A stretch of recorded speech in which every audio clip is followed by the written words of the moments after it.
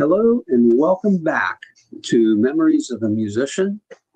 I'm your host, Vito DeSalvo, and once again we have a wonderful program for you tonight. A very good friend and a colleague musician that I worked with for several years, and that is Ray Defade, the drummer Ray Defade. His father, Ray Defade, is also a great musician as well, and he's going to be on the show in the future as well sometime. Ray Defade, I'm going to tell you a little bit about how I met Ray. I don't know the year, but our band played routinely at the Williams Country Club in Weirton, West Virginia. And I don't remember the circumstance. It was very rare that I needed to hire a substitute player in one of the positions. And this particular night, I needed a drummer. And I called Ray. He was available and willing to play the gig. Now, our gig was not easy because, we have a whole Italian repertoire besides the American music, the standards and the dance music, which every drummer really is familiar with. But they're not so familiar with, the tangos, the mazurkas, the waltzes, everything. Well, Ray shows up, sets up, we start playing, and I'm calling all these tunes. And it's like I was just stunned that no matter what we played, Ray knew what to do. He had the perfect instincts to play whatever style, whatever song we were doing. And I also was impressed with, our band was a dance band. And so you don't need a lot of fanciness in playing, especially with drums. I mean, you want to keep a steady beat. You want to keep the thing going. And that's the main thing, and he just knew what to do. And so I tried to hire him full time. And I think this is a time when I had Dennis Hoffman, who was leaving for the Air Force Band, leaving our band. And so I tried to hire Ray, and Ray was with a band called the Gathering Field, which did some touring, and he was, they had a contract with Atlantic Records, et cetera, et cetera. So he obviously wasn't interested in taking a steady gig at that time. So, a few years pass, and I end up calling Ray again, and he agreed, because what had happened was he left the Gathering Field at that time, and he was just freelancing in Pittsburgh again. So he agreed to come with the band. So I was thrilled, and so the rest, as they say, is history. So I'm going to show you a couple of pictures first. This is a picture of Ray with Greg Grenick, who was, of course, on the show early on. And Greg was a sax player with We Three for about 30 years. And there was Ray. He was with us for 7 years. And we were getting ready to do a show. I have another picture the same night. I'm at the piano and Ray's on the drums there, you could see. So it was a very cool setting, too, for the band. And then this picture here, you may have seen if you saw the promo for Ray on Instagram, Facebook, or LinkedIn. So I have those. And then I have a video that I'd like to play of Ray. And it's a song that I wrote called Mediterranean Nights. I wrote it really for Greg Grenick as a soprano sax feature, but I did feature Ray.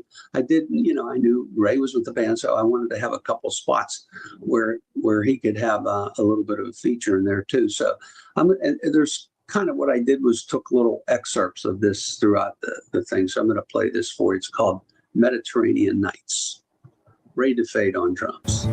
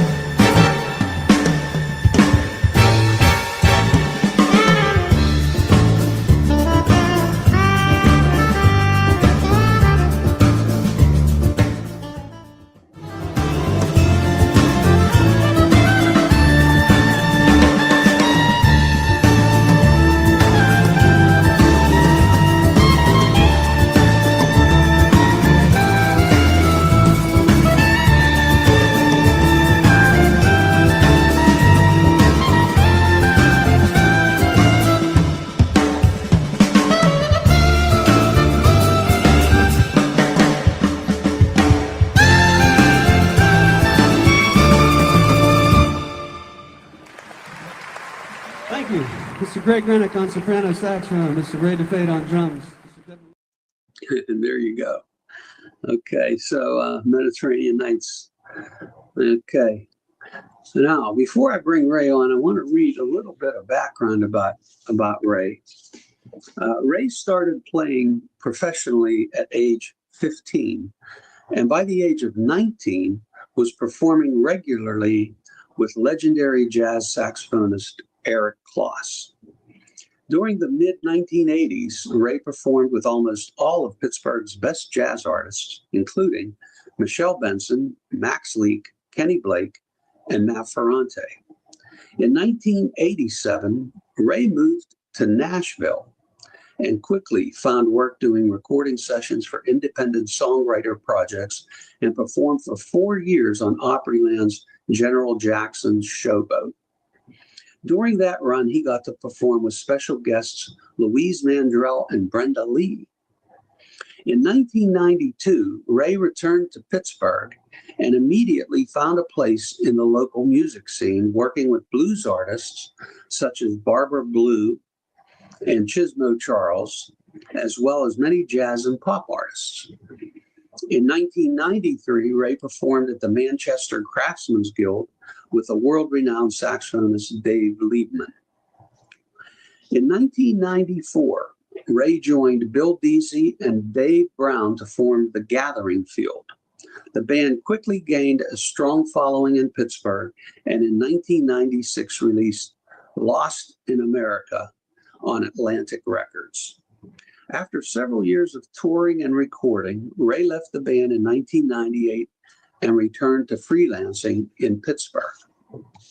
During the mid to late 1990s, Ray was in demand as a session player, recording with a variety of artists, including Buddy Hall, Barbara Blue, Dave Panish, James Dougherty, Ford Thurston, and many others. In 1999, Ray joined We Three and performed for several years with yours truly, recording on the albums Con Amore and We Can Dance, and filming a concert for PBS and for a DVD. After leaving We Three in 2007, Ray returned to freelancing, performing with various musicians, including Scott Anderson, Pete Hewlett, and Maureen Budway. He also has recorded with some of Pittsburgh's finest singer-songwriters, including Brad Yoder, Heather Croft, and bluegrass band Buffalo Rose. So with that, ladies and gentlemen, please welcome to the stage, let me find him, there he is, Mr. Ray Defade. There he is. Hey, Vito, how's it going?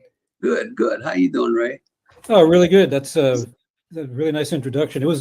I really enjoyed hearing Greg. It's been a while. Man, he's such a great player. I really enjoyed hearing that again. Yeah, I agree with you. And I was lucky because I always had good musicians, and it was fun. It made it fun, right? Absolutely. The first question I want to ask you is, when did you begin studying music, and what was your first instrument? Yeah, I started, I think probably fourth grade was kind of the standard time when people would start picking up an instrument in elementary school. And for me, with my dad, you mentioned my dad being a great musician. He was also a band director in the district where we lived. And there wasn't even a question of playing an instrument. It was just which one I was going to play. So that was just natural. So I initially chose the clarinet. I don't remember if he pushed me into that or if I liked that idea, because he's a woodwind player and he's an excellent clarinet player. So yeah, I started on the clarinet, fourth grade, and did that for a few years, and then probably around sixth grade, I started to think about this. For some reason, the drums started to appeal to me. I don't know if it was the coolness factor of it compared to the clarinet, but that was so. Yeah, I started on the drums in the sixth grade, wow. And one of the great things about that decision was my uncle, my mother's brother, was a terrific drummer and also a really good teacher. And he was teaching at my dad's school privately. So he would after he was done with his private teaching, he'd come over for dinner and then he'd give me a lesson. So that was it worked out really well. I think I know who you're talking about, Joe Tanaka. Tanaka, yeah. Yeah. So when I was a freshman at Duquesne University, there were two freshmen that got into the jazz band, which your dad was the director of. And that was Tom Similara playing trumpet and myself. And I was kind of amazed because there were all these piano majors. I was a euphonium major, right? But I could read changes because I'm playing all this music. And most piano players couldn't play Happy Birthday. I mean, if it wasn't written in the music, So anyhow, I remember your dad, and I have to tell him this story, but he put two charts in front of me to play. One was giant steps and the other was unison. And I'm like, they're fly. He counts the tempo off. And I'm like, are you serious? So anyhow, but he let me get in there and because I guess he didn't have other guys voices, but anyhow, that was great. And Joey Chinaki, your uncle, was the drummer that year. And so I got to meet him and play with him. That was interesting. He was a great drummer. Yeah. So what was your inspiration? I'm sure, your family, obviously, your dad, your uncle, you had music around you. And when did music really become a passion for you? Talk about the influence of, your dad, the family, whatever. Yeah. So, music was always around. And, my dad had this amazing record collection and, almost all jazz. And, I was like 12 years old and wasn't really interested in anything on the radio. But, my brother and I, my brother's a year younger than me, also a fine musician. But we got into his record collection and just started listening to the one I remember really specifically was Art Blakey and the Jazz Messengers. I don't remember the name of the album, but it was the album that had Monin and Blues March. Oh yeah. Bobby Timmons was on piano and Benny Golson. And Art Blakey was just like, when I first heard him, I was just overwhelmed with the feel of it. Even as a 12-year-old, I remember it did something to me. And so that was really my, my first inspiration. And I'm sure that was probably an early inspiration for playing the drums as well. Just hearing that music. And so we had music, it was mostly my dad's record collection that was my inspiration. Nice. That's interesting. And you're right. And it's like, what you're around, if your father was an athlete, you're probably going to go out and play baseball and football or whatever, right? I mean, it's just what you're influenced by. And that's great. I have a couple pictures that I want to show you now, talking about your dad and talking about the Defade family. This is the cover of the album that you made called The Defade Family New Frontiers. And that's the cover. Then I have this picture, which is interesting. I could see the first two saxophone players. First is Eric Defade. Eric, your brother, you said he's 1 year younger than you. Yeah. So Eric, was on tour with me for about 7 years as well. When we were touring with Patrizio Buoni, he was my sax player, and then your dad is right next to him, playing alto there. Do you see any of the other players in there that you recognize? I see you in the back. Yeah, I'm in the back. I see that that's Rick Matt next to the last. Joe Schiller is playing Barry on the end there. I think that's Jason Cush next to my dad. Okay, right. So that's I can't really tell who's in the trombone section back there. It's hard to see. That was a great session. We're going to actually see them now because I'm going to show two cuts from that album. One is the title cut called New Frontiers. Both of these songs were composed by your dad. You'll see that when I play the video. And it also does list all the musicians besides the Defade family musicians. So I'm going to play this, and the first one is called New Frontiers. By the way, where was that Manchester Craftsmen's Guild you were recording? I think it's Audible Images. Oh, Audible Images. Okay. Yeah. Jay Dutt. Jay Dutt. Yeah. So Marty Ashby produced this for us at that studio. Okay. And yeah, actually, yeah, my son put this all together, so we can talk about him later. But yeah, this is yeah, this is Audible Images. Yep. Okay. All right. Let's take a listen.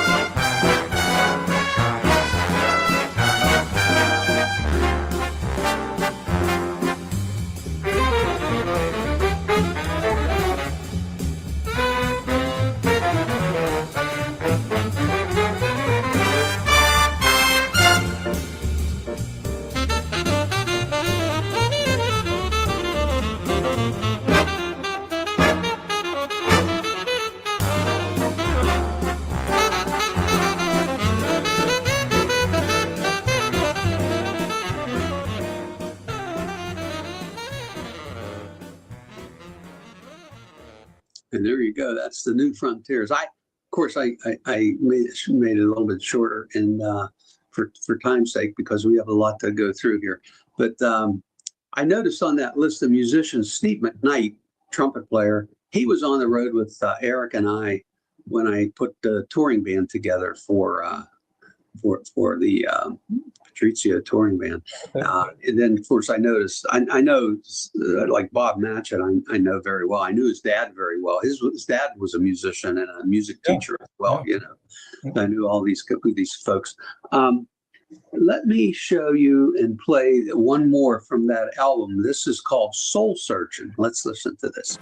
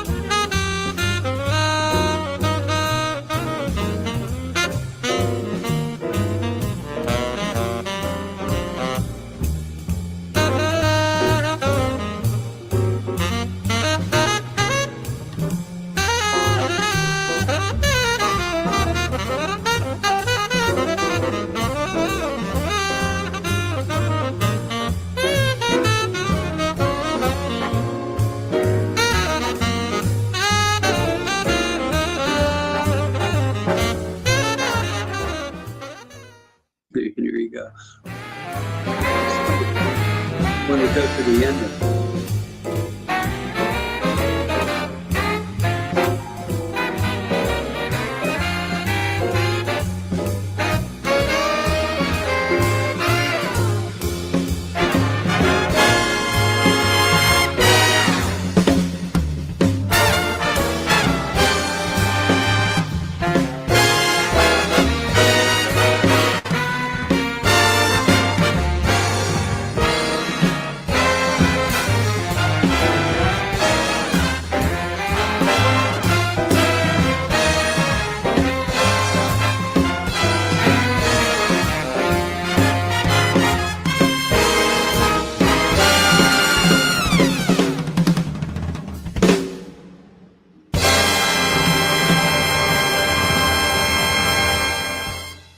There you go. It doesn't get any better than that. I love that. I'll tell you about that song. When I first heard that, I think I was in ninth grade, and my dad was the jazz band director at our high school, and I heard the high school band jazz band play that, and his bands were always amazing at Thomas Jefferson, and that was the song that made me think, okay, I've got to step it up so I can be in that band someday playing that song. So, there you go. That's a true inspiration there. Oh, for sure. Yep. Yeah, that's great. Yeah, I love that tune. That's and you know what? I have one little question. How many rehearsals did you have to do that recording? We actually did a gig at Jurgles where we went through the material, and I'll have to tell you, on New Frontiers, I flopped pretty bad because of all those time changes. So I had to. I'm glad there's no recording of that, but yeah, we just did that one show, and then we read everything in the studio from that. I mean, those guys are just incredible. Yeah, I know. I mean, that's amazing to me. Yeah. To nail it like that. I mean, they're not easy, like simple charts. You know what I mean? Yep. And nothing easy about them. Yeah. Even the opening of New Frontiers, all the being in tune and making all that was beautiful. That's great. Awesome. So that's wonderful. What now we're going to talk about? I'd like to talk about some of the highlights of your career. And of course, the first one that I think of is the Gathering Field had to be a pretty big highlight in your career. Because you guys were touring, some of the videos that I see with that, it's amazing. Yeah, for sure. Yeah, that's a couple of highlights. Definitely the Gathering Field. You're going to show one later that actually is what I would consider like my highlight of my career as far as performing. We did a concert in front of 18,000 people. We were pretty much at the height of our popularity locally, so we had a really great crowd out at what used to be called the Star Lake Amphitheater. I don't remember what it's called now. It changes names every couple of years, but that was kind of a performing on stage highlight. But I would say that probably my musical highlight was the concert that you referenced in my bio when I got to perform with Dave Liebman at Manchester Craftsmen's Guild. Yeah, Dave was he was a tremendous. I think he's still around playing, but he used to play with Elvin Jones and had his own trios and just an incredible musician. And we did this concert at MCG where the composer, her name was Rhoda Everbach, and she had these really beautiful compositions. And then after the heads were done, it would just say play. There was like no structure, but so it was like completely improvised. And Liebman was just such a monster, and to be able to share the stage with him and hold my own to some extent, I'd say that was probably my musical highlight. There you go. And unfortunately, I don't have a recording of that. I would love to find a recording of that. That was, unfortunately, many of the things I did were like pre-internet. You're like me. I mean, I never thought about archive, doing all those kind of things. And, when you're doing it, you're doing it. That's all. Yeah, exactly. Yeah. Right. I understand. I'm the same way. Yeah. But I tell us a little bit about. I want to play a couple videos that I have of the Gathering Field. So maybe you could tell us how you met these guys. Yeah, sure. I think you said Dave Brown you met first, huh? Yeah, Dave Brown, the guitar player of the Gathering Field. We played together with Eric Kloss back in the 80s before I moved to Nashville. And Dave was just a tremendous guitar player, great musician, has a really wonderful unique guitar sound. I think you'll hear it in these videos. But yeah, so Dave and I met, and when I came back to Pittsburgh, he and Bill were kind of forming this band, and you know, they came out to hear me play, and we kind of renewed acquaintances, and that was the first time I had met Bill, and yeah, we did some rehearsals together, and you know, it really gelled pretty nicely. Like, that's, you see the band, that's me in the front.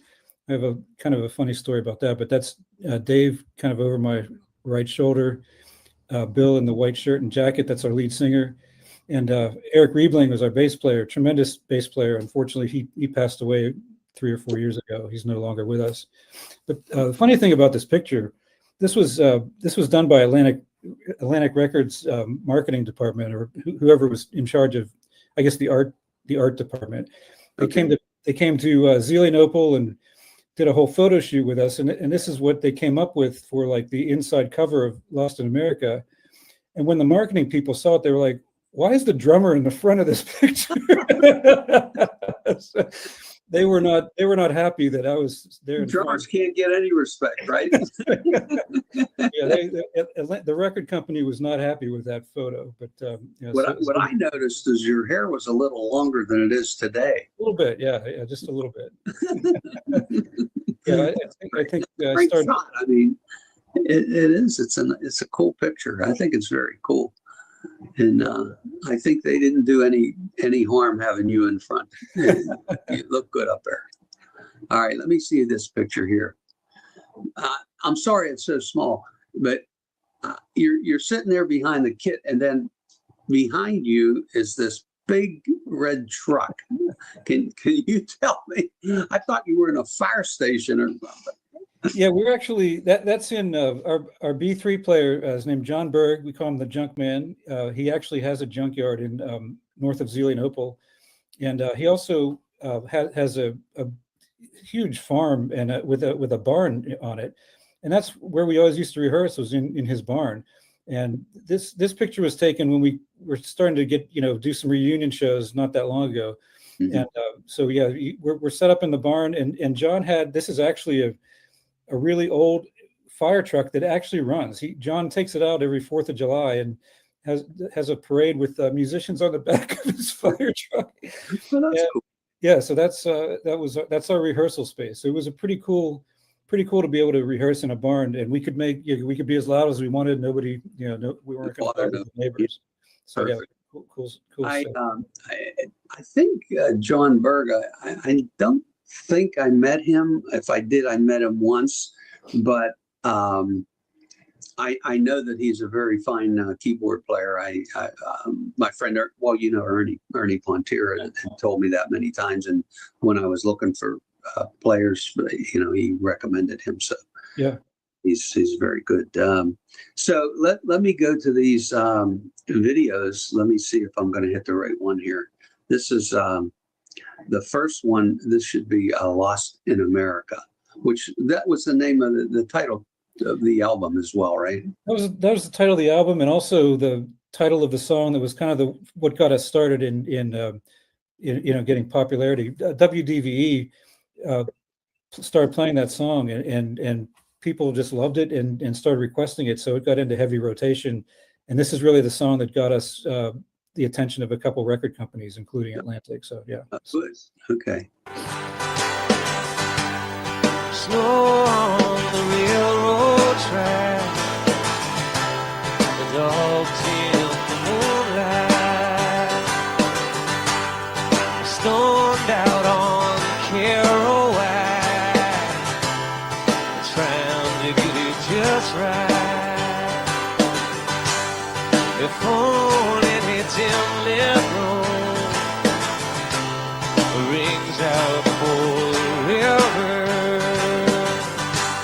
In a time that was still too soon, but why should he care? He had a rambling soul.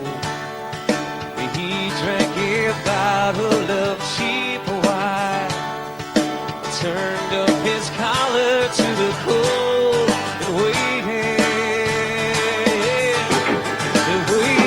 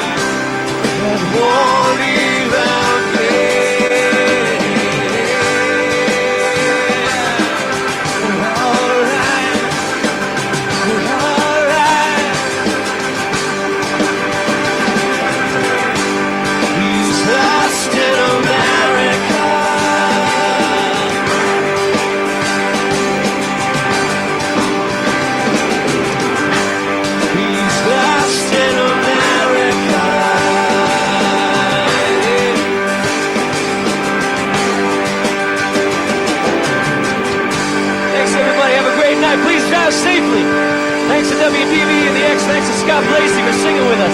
Have a great night. Please drive safely on your way home. Thank you. There you go.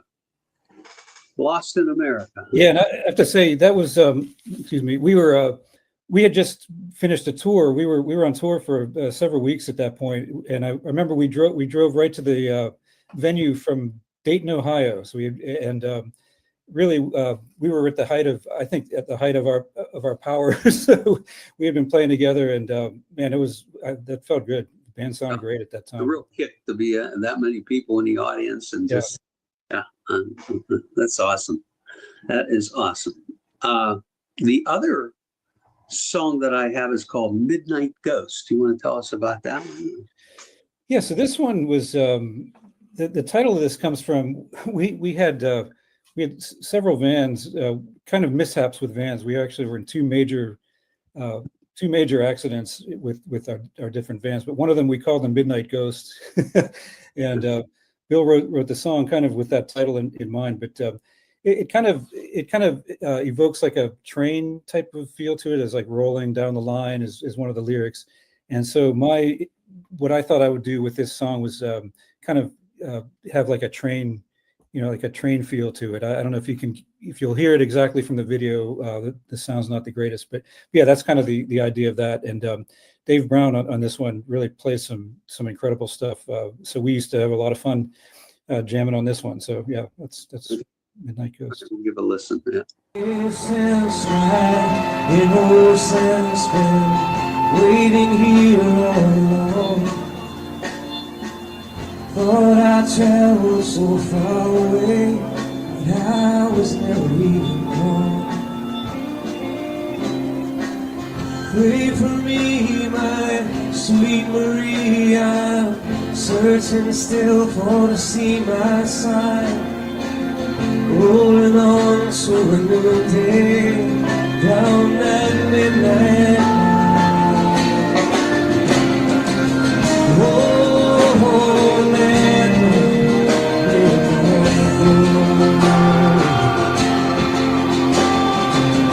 oh, separated.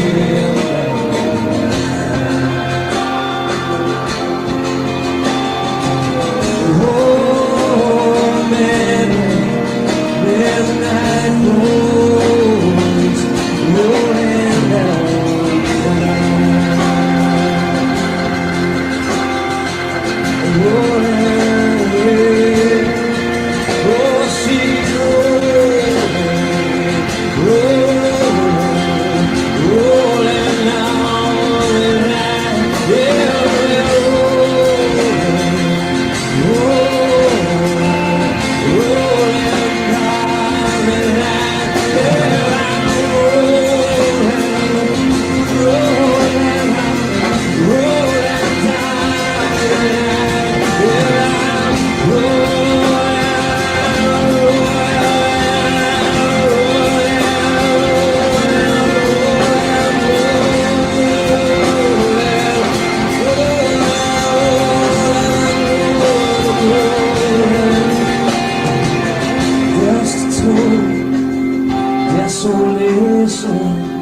Angels, I shall upon my curse. From this mountain I make my way along the railroad.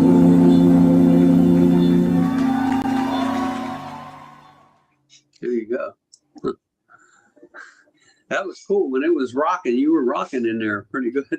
Yeah, that was always a fun song to play. Very challenging. We still do some reunion shows, and whenever that makes the set list, I have to kind of warm up a little bit. But yeah, that was recorded at Nick's Fat City, which was kind of our home club in Pittsburgh in the '90s. We used to play every Thursday there, which kind of helped us build up our crowd, and always a favorite place of ours to play. Wow. And how did you? So you signed with Atlantic Records. How did that come about? Where did they hear you, or how did you get the exposure for that? Yeah, so we actually had Bill had made a contact with one of the A&R guys when he was in another band that he had in Pittsburgh. He somehow had a connection with this A&R guy. I see. But that didn't really there wasn't really much interest in us until they started seeing that we were getting some airplay, and we were getting really popular around Pittsburgh. So they sent some people out to some shows. They sent some other A&R guys out, and they got interested in us. And then we actually had we did a showcase in New York City where the head of Ahmet Erdogan was there, and a couple other record execs were there, and we actually had interest from some different companies. EMI at the time actually offered us a deal as well. They came out to our shows and actually flew us to New York, and wined and dined us, which was really cool. But yeah, Atlantic ended up being, we thought you can't go wrong with Atlantic with that name recognition, right? So that's what we ended up going with. I see. Well, EMI is not that bad either. Yeah. That's all very interesting, and that's what I think people like to hear, how that all comes about. And I just think it's a great story. Yeah. Wow. Well, and so you said that you still get together once in a while and do like a reunion concert. Is that right? With the Gathering Field? Yeah, we do. I left the band in '98, and another drummer took over for a little while, and then shortly after that, the band kind of went into hiatus mode. And then around 2007, we started thinking about getting back together just to do occasional shows. We still have a pretty loyal fan base. People still come out to hear us. So yeah, we do maybe 2 or 3 a year.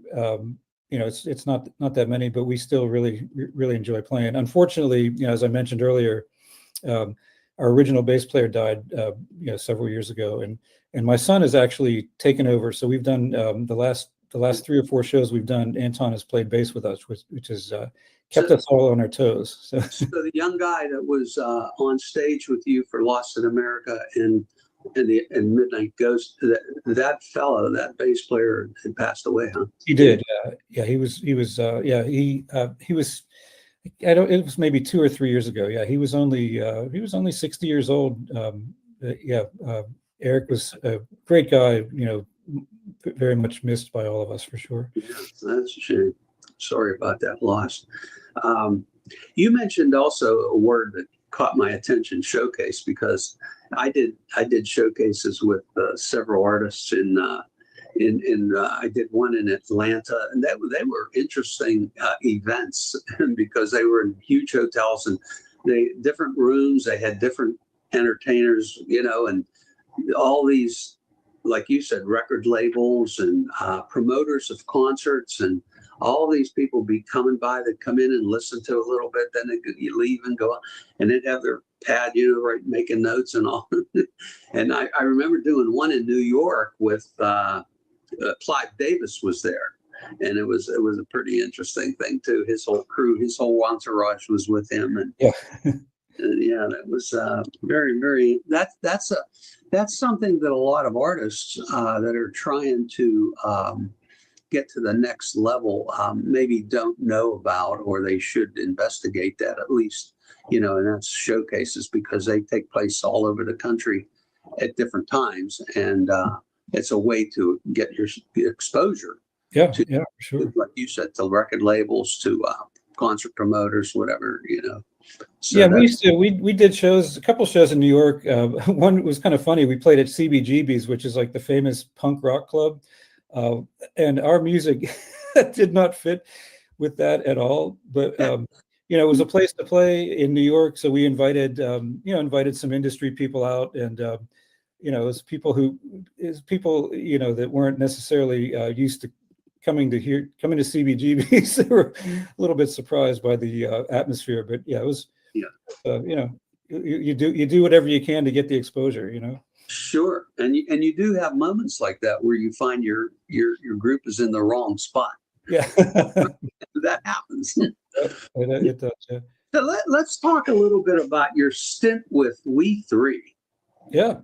Like I said at the beginning of the program, I was so happy that you agreed to come with the band, after you had subbed with me for once. I don't think it was more than that, but I was sold, man. I wanted to have you on in the band. So you ended up coming with us in, I think it was like 99. Yeah, 99, and you were there till through that program that we did filmed was in 06. So it was after that sometime, I think it was 07 when you moved on, and then you started to just freelance again. I have a couple of photos. Let me see if I can find this one here. That was when you were with the band. So from left to right, you're looking at Ernie Pontier, who was our lead vocalist, played trombone and percussion. Greg Grenick holding his alto there. And then you're right there next to Greg. And then Jamie Wright was our guitar player, and he was also a vocalist, and then myself. So that was one picture of the band. We all had our We Three polo shirts on there, too. I think I still have that shirt. Do you? That's great. I probably have it, but it's probably doesn't fit me anymore. All right, not much fits me anymore. All right, let's see. This one here, we were, I don't know if we were on one of the Party Liner or something like that. I Yeah, it's a think. Gateway Clipper, yeah. Yeah, one of those boats, and that's now we had Ernie had left the band. He had trouble with his voice. He still struggles today with that voice. Otherwise, he'd be out singing, I'm sure. But you can see you there on the left, and then Devin Lipman was playing trombone and did some singing, and then Jamie, and then Greg, and I was sitting down there in the chair. So that was that one. And I have a couple of videos that I'd like to play if I can find here. They're going to be this one here. And both of these are also from the show that we filmed for the PBS special thing. So here we go.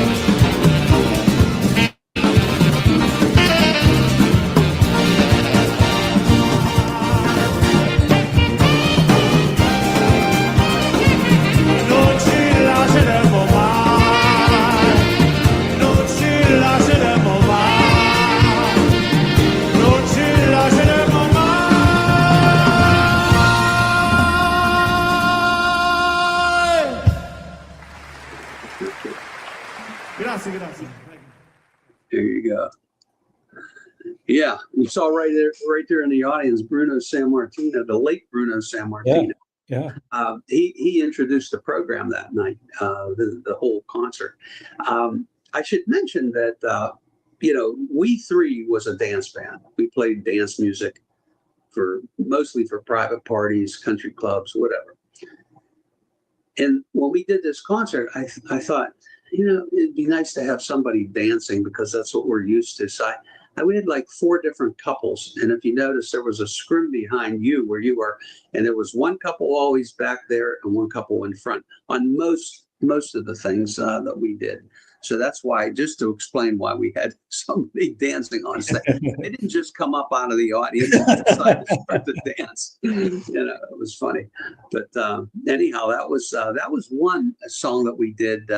Of course, Cuando. And then this one is another original that I had written for the band. This I wrote for the Buena Festa album, 1997, called Destino Rio. There we go.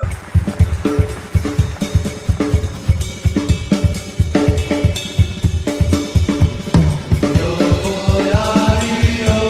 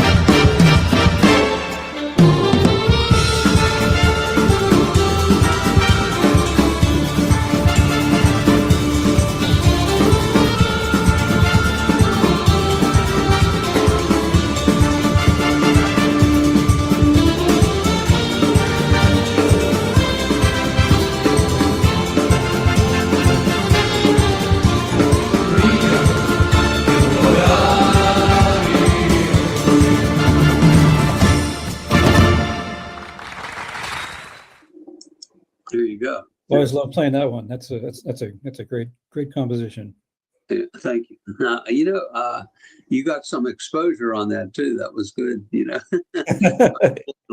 Well, and again, that was another one that I wrote in some little to make sure that there were a couple licks in there for drums to have a little spot. Anyhow, we had some fun over the years, and in we three, and we're gonna have a night on this show when we're going to have all of I can have like 10 people at a time on that screen. So we're going to have as many as I can grab to have a week 3 night, and just to talk about some of the stories that we encountered through the years. There for 49 years, there were many. Yeah, I'm sure. So the next artist that I'd like to talk about is this, and you mentioned him early on too, is Brad Yoder, a songwriter and singer, and plays guitar as well. And I have a little video, but before I play the video, maybe you could say a couple things about what we're going to see or about him. Yeah, sure. So yeah, when I was with the Gathering Field, during the even like right after I left the band, the mid to late '90s.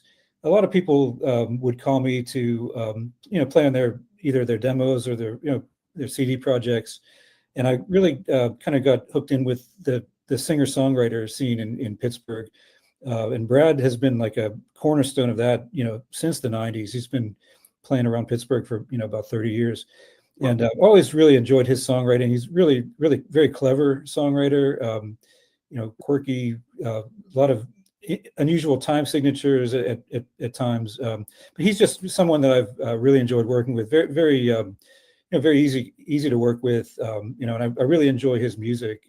So yeah, this is I think what you're about to show is Brad did a CD release back in August of last year, and I was actually on the recording, so he hired me to play the CD release as well. So yeah, so that's Brad. Okay, let's play this video for everybody here.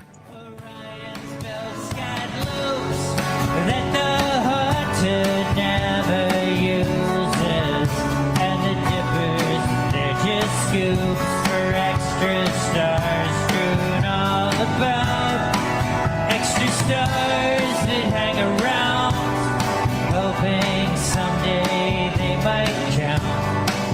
They're not holding down the corners, they're just filling in the background.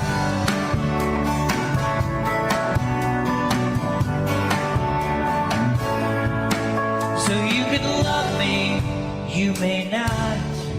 Anyway, I'll take my shot. Really, what else could go wrong? You're already in this song, so if I sing it from afar, it's to remind me of my station, 'cause I'm not the brightest star. I'm just somewhere in Orion. Yeah, that was interesting. The song itself, though, where he went with that, you weren't expecting that at all. Yeah, that was that's kind of the thing I like about Brad. He his songs are he has some really unpredictable parts of the songs. Right. So yeah, we actually had to do some rehearsing on some of that, but yeah, I really enjoy that stuff. Very cool. So you've had a lot of different experiences here.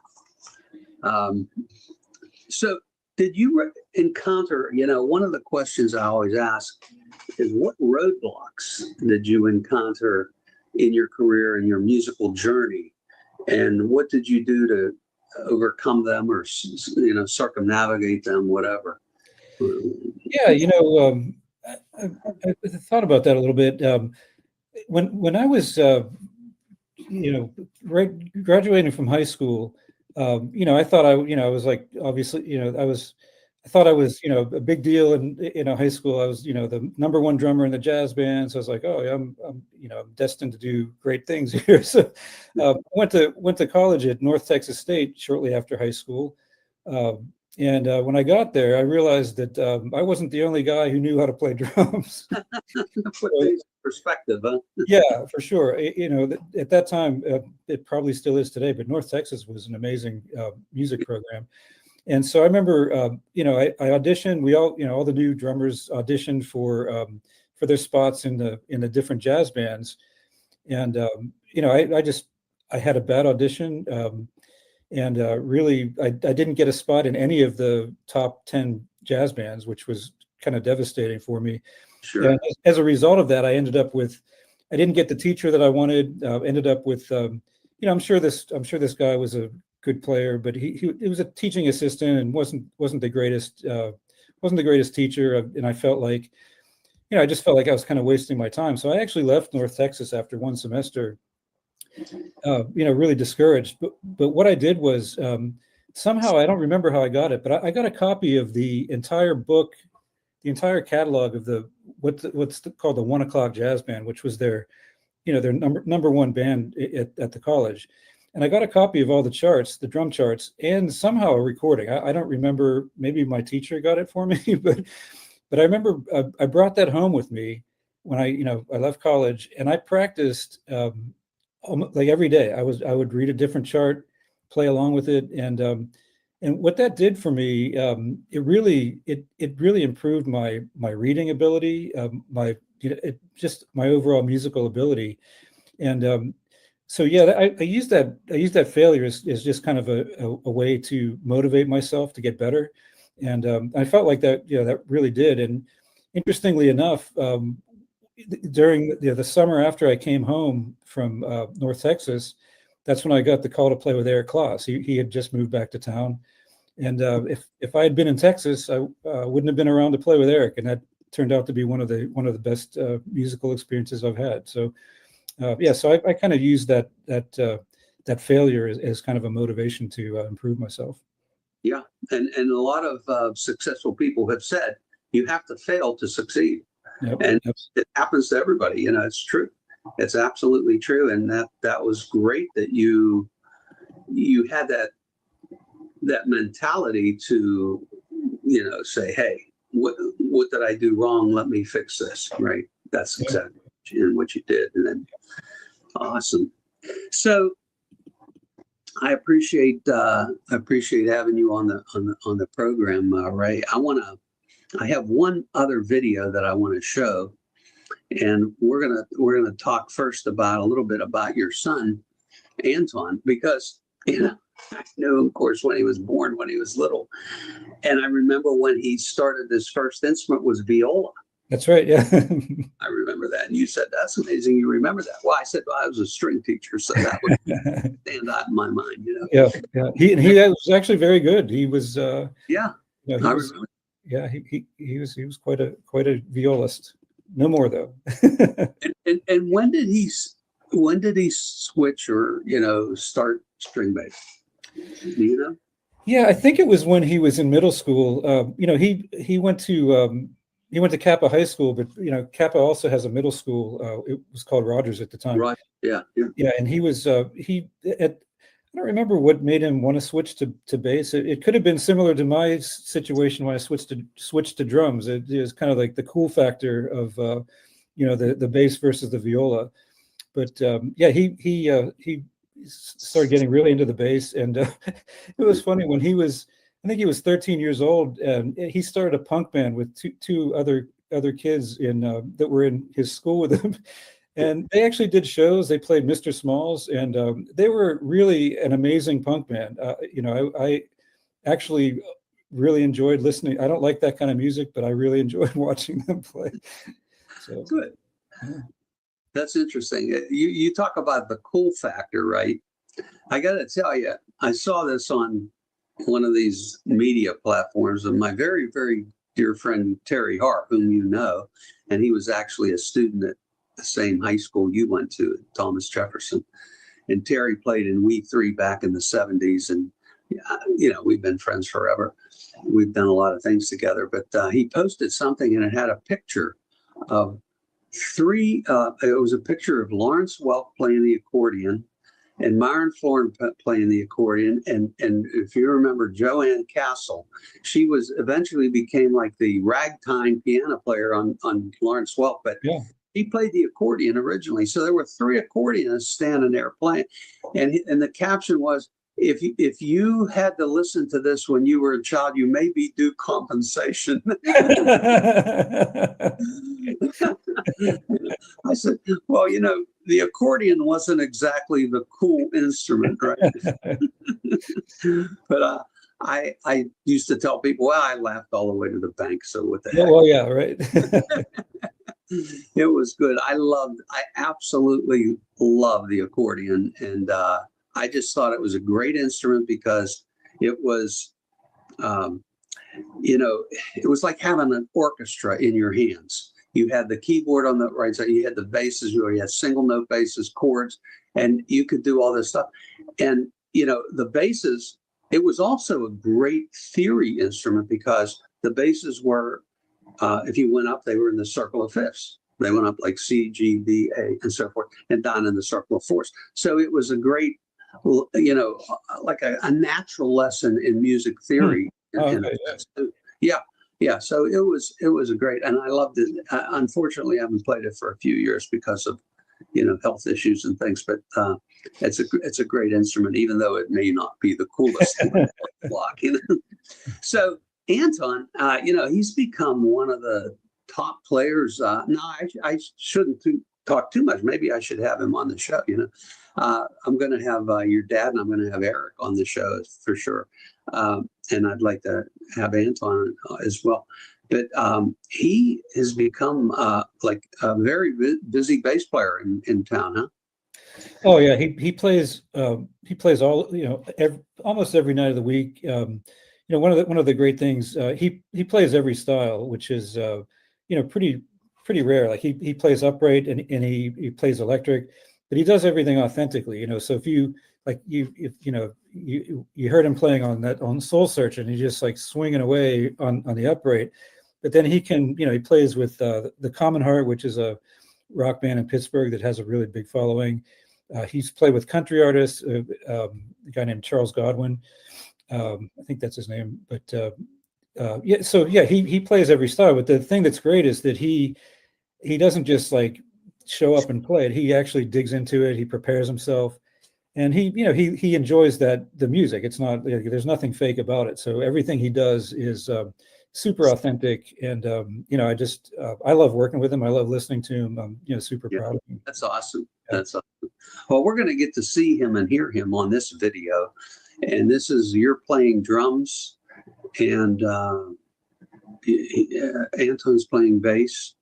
And this is with Benny Benack, the third, but Benny Benack, the second, is on there as well. Right. And I think you said Leo Pellegrino is playing the Barry sax. Yeah, he's playing the Barry on that. Yeah. And I forget who the piano player was. I think it was Craig Davis. It's been a while, and I didn't work with Craig much, but I think that's who was on this one. On this video, you don't get, he's actually next to Anton. You don't really get to see him much, so I don't know that name anyways, but he did. This whole band was just awesome. So this, we're going to be the last video we have. I'm going to play this now. Let me see. Here we go.